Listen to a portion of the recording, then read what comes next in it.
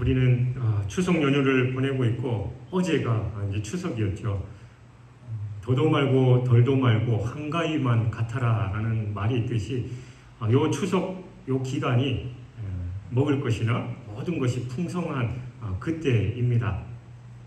물론 명절 직전에 태풍 흰남노의 영향으로 우리 요 경상남도 지역에도 통영에 상륙해서 이렇게 저쪽 부산을 거쳐 포항, 울산 쪽으로 이렇게 상륙해서 갔습니다만 우리 지역은 그나마 피해가 덜한데 부산, 포항, 울산 요 지역은 피해를 많이 입어서 이번 명절이 정말로 괴롭고 힘든 그런 상황 속에서 보내신 분들도 분명히 있습니다.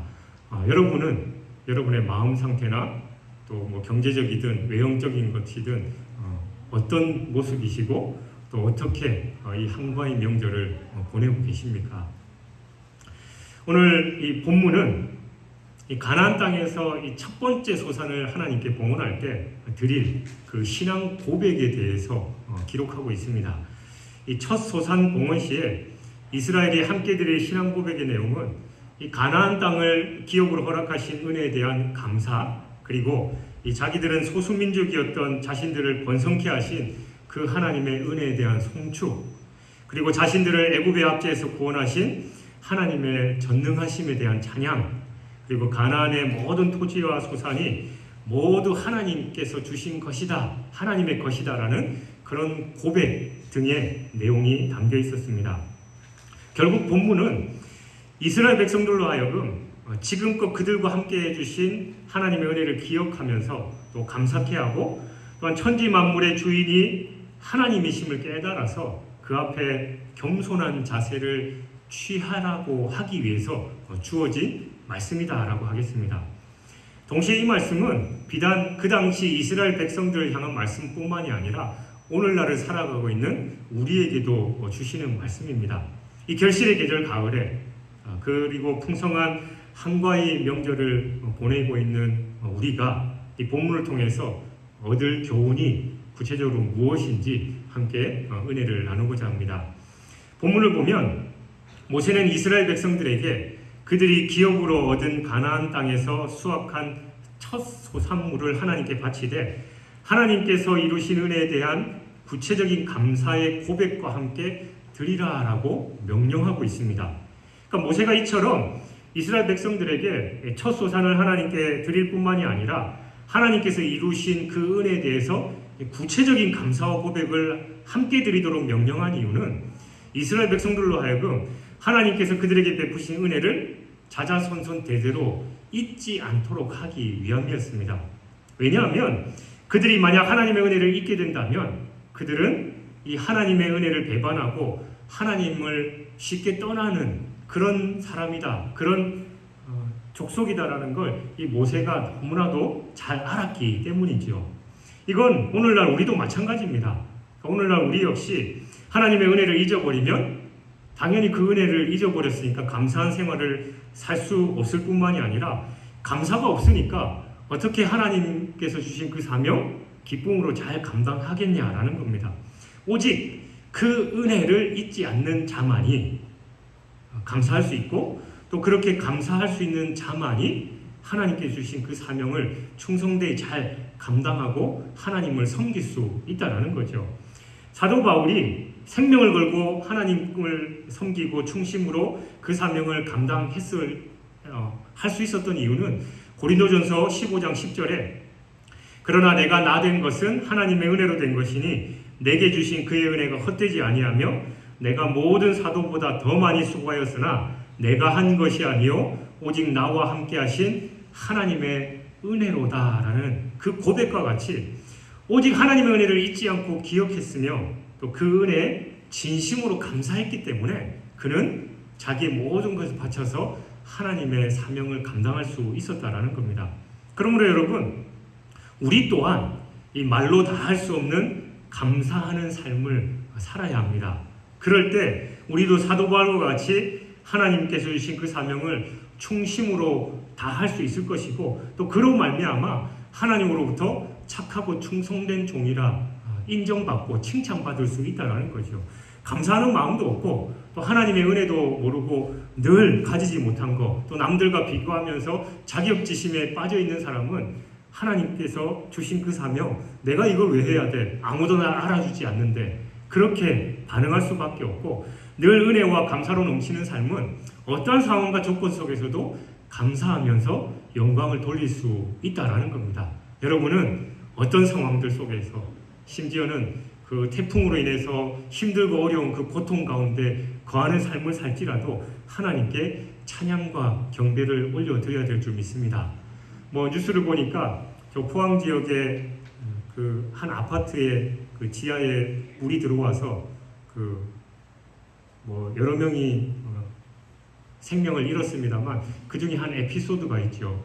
그 엄마와 아들, 중학생 아들이 그 차를 이제 관리사무소에서 지금 비가 들어오고 있으니까 차 빨리 이동하세요라고 그 방송을 듣고 엄마와 아들이 갔는데, 결국은 물이 갑자기 막 차오르니까 그걸 빠져나오지 못하는 그 상황에서 그 아들이 엄마한테 그랬다잖아요. 엄마, 나 지금까지 키워주셔서 너무 감사합니다 라는 그 고백과 함께 둘은 그냥 물에 휩쓸리게 됐고, 불행 중 다행으로 그 엄마는 그 위에 그 파이프 호수관 같은 걸 잡아서 겨우겨우 14시간인가를 버텨서 당신은 살아났습니다만, 아들은 그 한마디 말과 함께 그냥 삶을 마감했잖아요.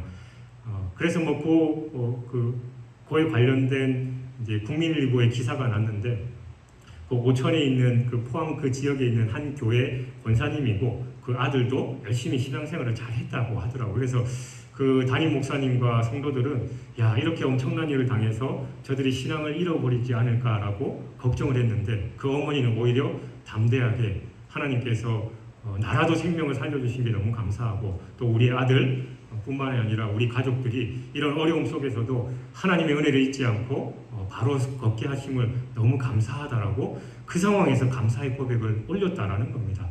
여러분, 그런 상황에서 어떤 사람이 감사할 수 있겠냐라는 겁니다. 그러나 하나님의 섭리를 믿고 하나님의 신실하신, 실수하지 않으시는 그 하나님을 온전히 믿는 사람은 어떤 상황 속에서도 감사할 수 있다라는 겁니다. 그래서 모세가 가나안 땅에 들어가기 앞서서 또 이 이스라엘 백성들에게 그 하나님의 크신 은혜, 그 모든 것을 너네가 잊어버리면 안 된다라고 그토록 강조를 하는 거죠.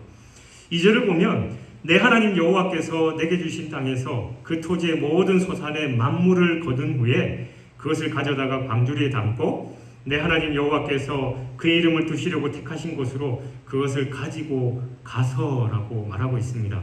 즉 가나안 땅의 모든 토지 소산의 만물, 첫 번째 것을 하나님께 드리라라는 겁니다. 여기서 만물이란 가장 처음 얻은 소산을 의미합니다. 즉 곡식이나 과일 등을 거둘 때 자기 밭에서 가장 먼저 난 그 열매를 하나님께 드리라라는 겁니다. 그렇다면 하나님은 왜 이러한 첫 열매를 당신께 바치라라고 하셨을까요? 사실 여러분 농사 지으신 분들은 아시겠지만, 저도 이제 들은 얘기입니다만, 처음 농사를 지은 첫 열매는 사실은 볼품이 별로 없대요. 상품적인 가치도 없고 심지어는 먹지 못할 만한 것들도 있다라고 하는데, 하나님께서 그 첫 소산을 하나님께 드리라라고 하는 겁니다. 우리 입장에는 그 중에서 소산을 다 걷어보고 제일 아름답고 좋고 또 먹음직스러운 걸 하나님께 드리면 될 텐데, 왜 굳이 첫 소산을 하나님께 드리라고 말하냐? 여기에는 깊은 영적인 의미가 내포되어 있습니다. 일반적으로 만물은 그 이후에 모든 소산물을 대표하는 거죠. 따라서 하나님께 소산의 만물, 첫 번째 것을 드린다라는 것은 그 밭에서 나는 모든 것이 다 하나님의 소유다라는 것을 인정하며 하나님께 올려드리는 그 상징적인 행동이고, 나아가서 그 밭 전체의 소유권마저도 하나님께 있다라는 걸 나타내는 겁니다. 결국 소산의 만물을 드리라라는 것은 하나님을 만물의 소유권자로 인정하라라는 그런 말인 거죠. 그렇습니다.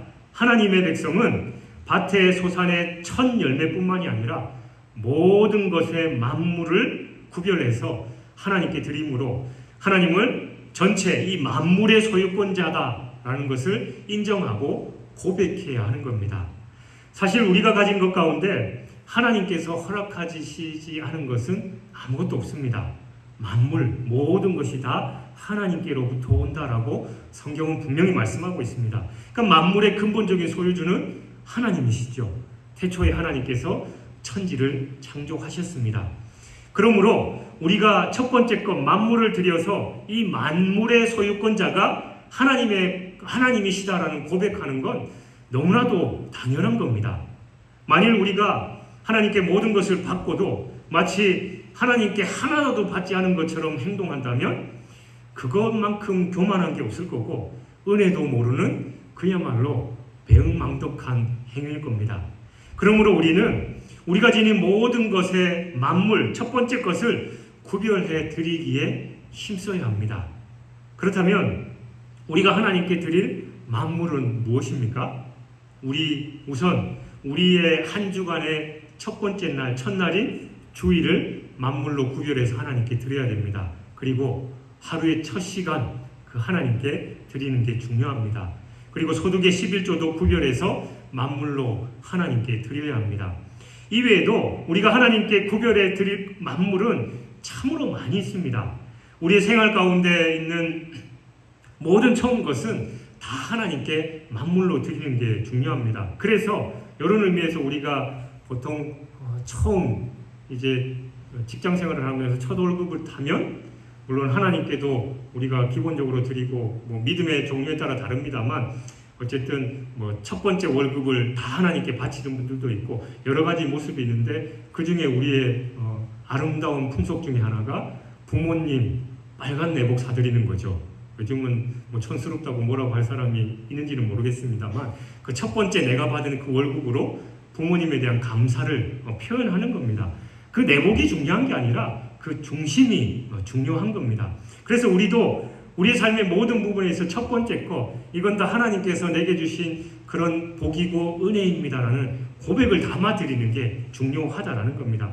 특별히 우리가 기억해야 할 것은 만물로 드려야 할 것은 쓰고 남은 것이 아니라 모든 것의 처음 것, 즉 가장 귀하고 의미 있는 것을 드려야 하는 것입니다. 이것저것 다 제하고 나서 남은 것 중에 찌꺼기와 같은 것을 드리는 그 인색한 마음, 하나님은 그 물건을 보시는 게 아니라 그 중심을 보시기 때문에 그걸 인정하지 않으십니다. 결코 용납하지 않으십니다. 전부를 드리라고 해도 사실은 감히 반박할 수 없을 텐데 어찌 내 것 다 챙겨놓고 마지막 찌꺼기 같은 걸 하나님께 드릴 수 있냐라는 겁니다. 우리는 하나님께 드릴 것으로 지정된 것은 어떤 어려움 속에서도 먼저 구별해서 놓는다라는 하나님 최우선순위, 최우선주의의 신앙을 가져야 될 줄 믿습니다. 2절을 보면 하나님께서 주신 땅에서 모든 소산의 만물을 거둔 후에 그것을 성소로 가져가서 하나님께 봉헌하라라고 명령했습니다. 소산의 만물이란 곧 가나안 땅에서 이 최초로 수확한 것들이죠.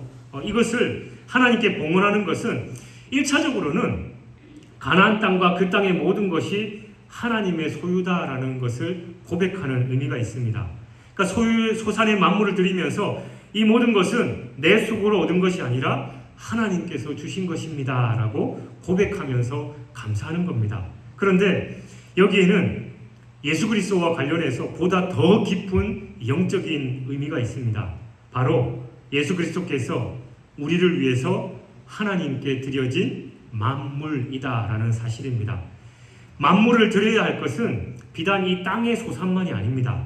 출애굽기 13장 2절을 보면 사람이나 짐승까지도 처음 난 모든 것은 다 여호와의 것으로서 거룩히 구별하여 하나님께 돌리라라고 명하셨습니다.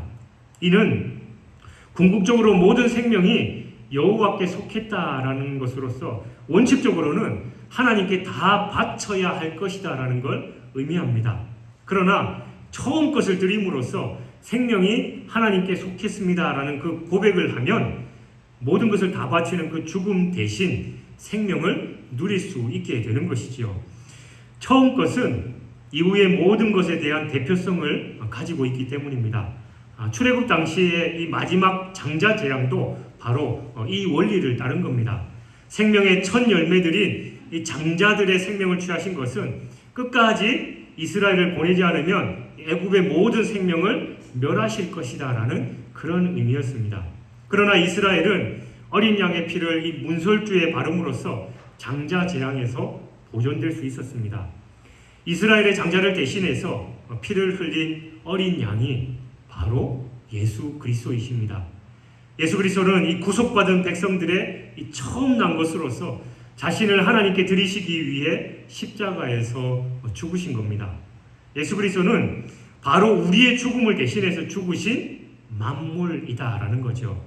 그러나 또 한편 예수 그리스도께서 우리를 위해서 만물이 되셨다라는 건 우리의 죽음뿐만이 아니라 우리의 부활을 위한 것이기도 합니다. 만물, 곧 첫 열매는 장차 수확하게 될 그것들의 보증입니다. 그러니까 만물을 보고서 우리는 앞으로 거둘 수확을 바라면서 소망하게 됩니다. 그런데 그리스도께서 죽은 자 가운데서 다시 살아내셔서 이 첫 열매가 되심으로 장차 있게 될 부활의 보증이 되셨다라는 거예요. 그리스도께서 부활의 첫 열매가 되셨으므로 그에 속한 모든 성도들이 그를 따라서 부활할 것이 확실하게 된 것입니다. 할렐루야. 우리를 위해서 십자가에 대신해서 죽으신 그 만물 되신 예수님께서 첫 부활이 되심으로 말미암아 부활의 열매가 되심으로 우리가 앞으로 할 그 부활도 보증해 주셨다라는 거예요. 사랑하는 여러분, 예수님은 우리를 대신한 만물로서 죽으셨고 또 만물로서 다시 살아나셨습니다. 우리의 삶은 그분의 죽음으로써 얻게 된 대리적인 삶입니다. 그러므로 이제 우리는 내 삶을 사는 게 아니라 바로 예수 그리스도 그분의 삶을 살아야 합니다. 만물 대신 그리스도 안에서 우리가 죽으면 그분 안에서 우리가 다시 살 것임을 믿으시길 주님의 이름으로 축원합니다.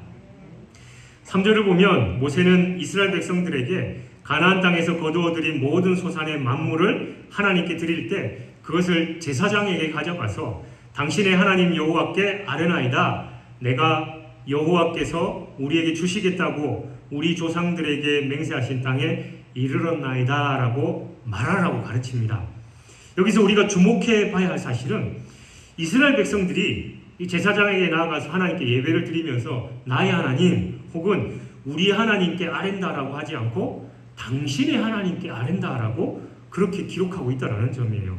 이는 구약 제사장의 중보 역할을 분명하게 보여주는 부분입니다. 즉 이스라엘 백성들은 자신이 하나님 앞에 직접 나아가서 예물을 드릴 수 없었고 오직 제사장의 중보를 통해서만이 하나님을 만나고 또 예물을 드릴 수 있었던 겁니다.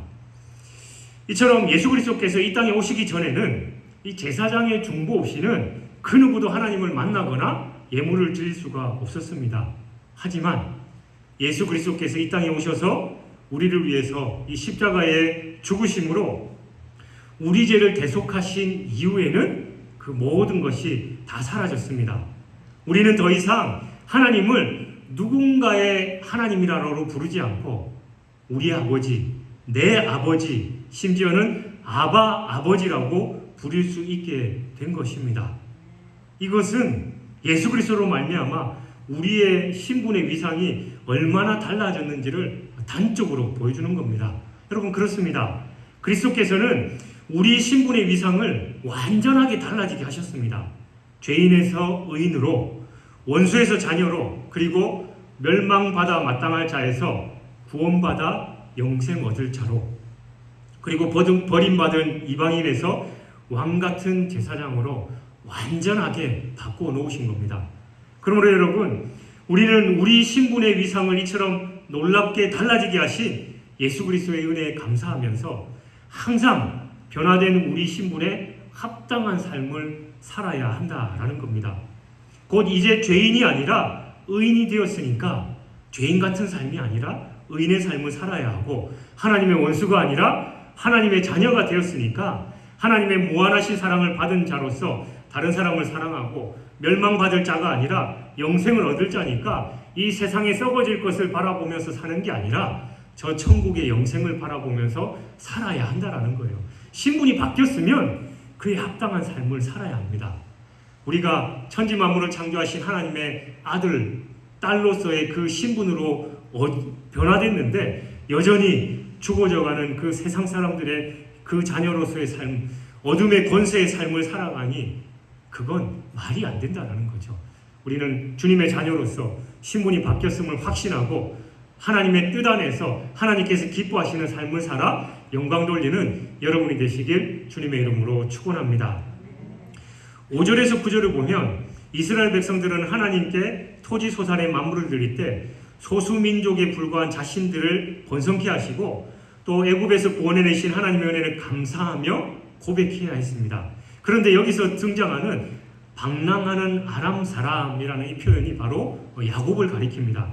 즉 이스라엘 역사는 야곱이라고 하는 그 사람에게서 본격적으로 시작됐습니다. 그는 아람 땅에서 도피 생활을 하다가 가나안 땅에 이르게 됐고 그곳에서 그의 자손들이 애굽으로 내려가서 큰 민족을 이루고 하나님의 크신 구원의 역사로 말미암아 이 애굽의 앞에서 해방되어 나온 것이 바로 당시까지 이스라엘의 역사였습니다. 이스라엘의 출발은 참으로 미미했습니다. 우리가 애굽에 내려갈 당시 이스라엘 민족이 겨우 70명이었잖아요. 근데 그들이 그 이후 출애굽할 당시의 인구가 약 200만 명의 대민족으로 성장하게 된 겁니다. 뿐만 아니라 이스라엘은 당시 근동의 최강의 국가였던 애굽의 왕을 벌벌 떨게 하고 자신들이 주인으로 섬겼던 그 애굽인들의 재물까지 다 받아서 당당하게 애굽에서 나왔습니다. 그리고 가나안에 이르는 길목에서 거주하고 있던 여러 민족들을 하나하나씩 쳐부수고 이제 가나안 정복을 눈앞에 두게 된 그런 상황입니다. 과연 누가 이 연약한 한 사람 야곱의 자손이 이토록 강대하게 변화시켰냐라는 겁니다. 여러분, 본문 여러 곳에서 거듭해서 밝히고 있는 대로 바로 여호와 하나님께서 그렇게 하신 겁니다. 그 누구도 두려워하지 않았던 미약한 민족이 그 민족이었던 이스라엘이 하나님의 능력의 손에 붙잡힌 바 된 이후에 놀랍도록 강력해진 것입니다. 이렇게 누구든지 하나님의 능력의 손에 붙잡히기만 하면 놀라운 변화를 경험하게 됩니다. 이것은 성경이 일관되게 증거하는 진리입니다. 발 뒤꿈치를 잡은 자다라는 이 부끄러운 이름의 야곱은 하나님의 손을 꽉 붙잡은 이후에 하나님과 사람으로 겨루어 이긴 자라는 이름이 바뀌었습니다. 이스라엘로 바뀐 거죠. 애굽 시위대장 보디발 집안의 노예였고 또한 감옥에 갇힌 죄수에 불과했던 요셉은 하나님의 손에 붙잡힌 바 됐을 때 애굽의 총리 대신이 될 수 있었습니다. 또한 어린 목동에 불과했던 다윗이 하나님의 손에 붙잡혔을 때 이스라엘의 최고의 왕이 되었던 겁니다.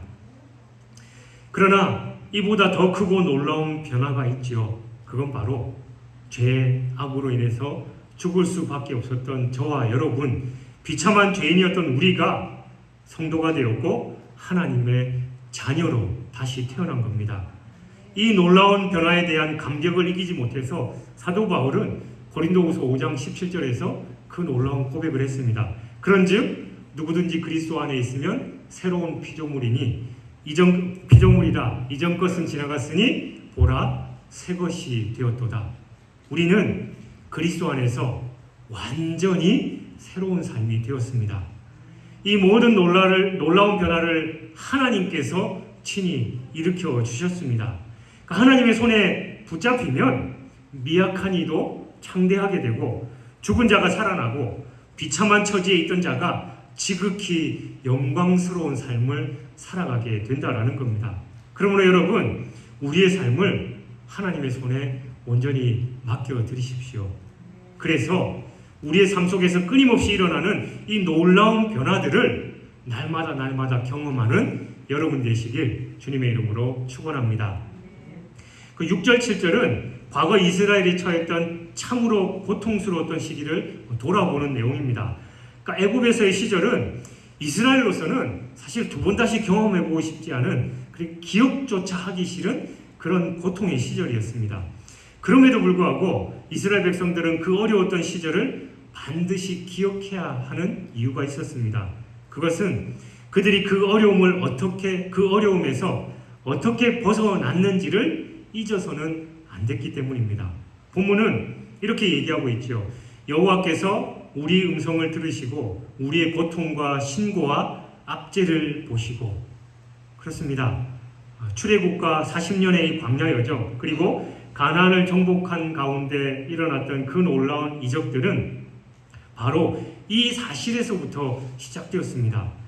하나님께서 이스라엘의 괴로워하는 음성을 들으시고 그 고통의 순간들을 바라보심으로 말미암아 놀라운 구원의 역사가 시작되었던 겁니다. 이처럼 하나님의 긍휼하신 눈길은 압제받는 자가 있는 곳, 그리고 고통스러워하는 자가 있는 곳, 눈물을 흘리면서 애통하는 자가 있는 가장 낮은 곳까지 빠짐없이 이릅니다. 그분의 귀는 낮은 자들을 향해 열려 있고 그들의 억울한 피가 호소하는 그 소리를 들으십니다. 날마다 서러운 눈물을 흘리는 자들을 향해서 억울한 일을 당해도 호소할 곳 없는 그 안타까운 자들을 향해서 하나님은 눈과 귀를 여시고 지켜보고 계신다라는 거예요. 그러므로 여러분의 사정을 만주의 주 되시며 모든 세상의 최종적인 심판자 되시는 하나님께 아뢰시기 바랍니다. 이스라엘의 부르짖음을 듣고 일어나신 그 하나님께서 여러분의 아픔을 헤아리실 뿐만이 아니라 여러분을 위해서도 반드시 일어나실 줄 믿습니다. 우리 작은 신음에도 응답하시고 하늘의 은혜와 평강을 허락하실 그 주님을 찬양합니다. 11절을 보면 내 하나님 여호와께서 너와 내 집에 주신 모든 복으로 말미암아 너는 레위인과 너희 가운데 거류하는 객과 함께 즐거워할지니라 라고 말씀하고 있습니다. 여기서 너와 내 집이 주신 복이란 하나님께서 이스라엘 백성에게 베풀어 주신 모든 은혜를 가리키기도 하지만 특별히 이 가나안 땅을 주시고 또 풍성한 소출을 얻게 하신 그것을 말합니다. 참으로 하나님께서는 이스라엘 백성들에게 풍성한 복을 허락해 주셨습니다. 이스라엘이 가나안 족속들과 싸워서 승리하고 차지하니 가나안 땅을 가리켜서 성경은 젖과 꿀이 흐르는 땅이다 라고 표현하고 있죠. 그 이름에 걸맞게 이스라엘은 가나안에 정착한 이후 이전에 누리지 못한 그 풍요로운 삶을 만끽할 수 있었습니다. 그러나 그 가운데도 그러한 물질적인 풍요로움을 누릴 수 없는 사람들이 있었죠. 그들은 하나님의 일에 헌신된 자로서 자기의 기업을 소유하지 못한 레위인과 또 자기 소유의 토지를 갖지 못한 채 이 남의 집에 우거하는 객이었습니다. 실로 이들은 거둘 것이 없었기 때문에 이 다른 사람들이 풍요롭고 즐겁고 기뻐할 그때 그들은 함께 기뻐할 수가 없었다라는 거예요. 이에 백성들에게 풍성한 복을 베푸신 하나님은 그들에게 이들을 돌보고 함께 기뻐하라라고 명령하신 겁니다. 그러므로 풍성한 수확의 복을 받은 이스라엘 백성들은 이들 레위인과 또 나그네들을 돌보아야 할 의무가 있었던 겁니다. 그러나 그것은 비단 이스라엘 백성들의 의무만은 아니죠. 오늘날을 살아가고 있는 우리들의 의무이기도 합니다. 왜냐하면 우리 또한 필요한 모든 것을 하나님으로부터 받았기 때문입니다. 오늘날에도 우리 주변에는 경제적인 이유로 고통당하는 그런 사람들이 많이 있습니다. 옛날보다 부익부, 빈익부 현상은 더더욱 날이 갈수록 심해져 가고 있고 경제적으로 풍요를 누리는 사람의 한편에는 절대적인 빈곤으로 고통받고 있는 사람들이 많이 있다는 거예요. 국가적인 이 사회보장 제도 등으로 이걸 해결해 보려고 하지만 그게 한계가 있는 겁니다. 우리 주변에 힘들고 어려운 사람들 바로 하나님께서 우리에게 붙여주셨고 동일하게 너는 레위인과 너희 중에 우거하는 객과 함께 즐거워할지니라 라고 명령하고 계신다라는 겁니다. 왜 내 거 딴 사람한테 줘야 됩니까? 우리가 한 거 해봐야 내게 아니라 모든 것이 하나님께서 주셨기 때문에 하나님의 은혜에 감사하면서 우리는 흘러보내야 한다는 거죠. 고인물은 썩어 있기에 마련입니다. 그러나 계속 흘려 보내면 계속해서 채워질 뿐만이 아니라 그 물은 깨끗한 물로 유지할 수 있듯이 하나님께서 우리에게 주신 은혜와 축복들을 우리가 흘러보낼 때 하나님께서 더 많은 것으로 채워주실 뿐만이 아니라 나뿐만 아니라 또 많은 사람들도 더 풍성한 은혜를 누릴 수 있다는 것이죠. 그러니 복의 통로가 돼서 하나님께 주신 그 복을 풍성히 누리고 나누는 여러분이 되시길 주님의 이름으로 축원합니다. 우리 속담에 물에 빠진 사람 건져 놓으니까 보따리 내놓으려 한다라는 그런 말이 있습니다. 이는 은혜를 입은 자가 그 은혜를 오히려 원수로 되갚는 배은망덕한 그런 상황을 꼬집는 말입니다. 그런데 사람에게는 사실 누구에게나 정도의 차이는 있지만 그런 경향이 있습니다. 즉 대개 사람들이 성공하면 교만해져서 그 성공을 이룰 수 있도록 도와준 그 사람들을 무시하고 멸시하기 일쑤입니다. 요즘은 드라마 내용들이 워낙 복잡해졌습니다만 옛날 주로 나왔던 드라마 내용들이 그거잖아요. 어떤 아가씨가 자기의 모든 것을 바쳐서 그 남자를 뒷바라지했는데 흔히 그죠? 사법고시를 합격해서 그래서 이제 행복한 일만 남았는데 그 남자가 돈 많은 여자 만나서 결혼해버리고 그 여자를 배신하고 떠난 그런 얘기들. 그토록 열심히 헌신하고 섬겼건만 그 은혜를 잊어버린 채 그 여자를 버리고 더 돈 많은 여자를 찾아간 그 배은망덕한 행위들이 우리의 삶에서 많이 있다라는 거예요. 그건 우리 그리스도인들도 예외는 아닙니다. 우리도 하나님의 크신 은혜를 잊고도 하나님께 감사하고 그 은혜를 갚고 하나님께 찬양과 경배를 올려드리기보다 때로는 하나님을 멸시하고 배반하고 하나님을 떠나버리는 경우도 있다라는 겁니다.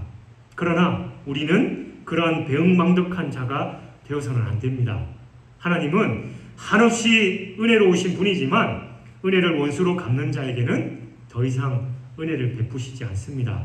그러므로 우리는 하나님이 우리에게 베푸신 은혜를 기억하고 감사하는 삶을 살아야 될 줄 믿습니다. 그 은혜에 보답하기 위해서는 하나님의 뜻에 순종하는 삶을 살아야 됩니다. 우리를 구원해 주시고 지금까지 지켜주셨으며 또 삶의 모든 순간을 구체적으로 인도하신 것, 그 모든 것이 바로 하나님의 은혜입니다.